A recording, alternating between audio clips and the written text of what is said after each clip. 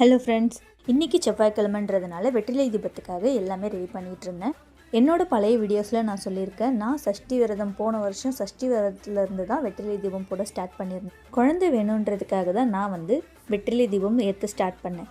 விரதமாக இருக்க முடியாதுன்ற காரணத்தினால நான் வெற்றிலை தீபமும் ஆப்ஷனாக எடுத்துக்கிட்டேன். அதை நான் கண்டினியூஸாகவும் தவறாமல் ஃபாலோ பண்ணிகிட்ருக்கேன். சரி, இதனால் என்ன பலன் அடைஞ்சிங்கன்னு கேட்டிங்கன்னா, எனக்கு அந்த முருகரே குழந்தைய என் கையில் இருக்காங்க.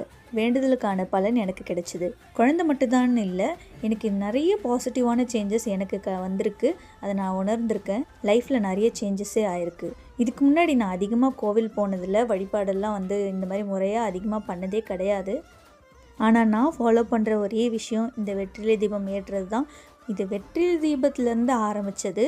மாதம் மாதம் வர தேய்பிறை சஷ்டி, வளர்பிறை சஷ்டி, கிருத்திகை, இந்த மாதிரி முருகருக்கான வழிபாடு எல்லாமே நான் விரும்பி செஞ்சிட்ருக்கேன். இப்போது இதெல்லாம் ஒரு கடமையாக செய்யாமல் ரொம்பவே ஆர்வமாகவும் என்னோடய ரொட்டீனாகவுமே செஞ்சிட்ருக்கேன்.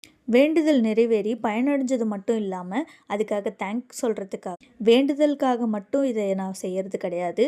எனக்கு நடக்கிற எல்லா நல்ல விஷயத்துக்கும் தேங்க் பண்ணுற மாதிரி, நன்றி சொல்கிற மாதிரி முருகருக்கு தீபம் ஏற்றுறதும் கோவிலுக்கு போய் வழிபட்டு வர்றதும் நான் கண்டினியூஸாக பண்ணிகிட்ருக்கேன். தைப்பூச டைமில் நிறைய பேர் நிறைய ஊர்களில் காவடி எடுக்கிறதும் நடைபாதையாக போகிறதும் நான் பார்த்துருக்கேன். அதை பார்த்து ரொம்ப ஆச்சரியப்பட்டிருக்கேன். எப்படிரா இந்த மாதிரி உடலெல்லாம் வருத்திக்கிட்டு வேண்டுதல் வைக்கிறாங்களே.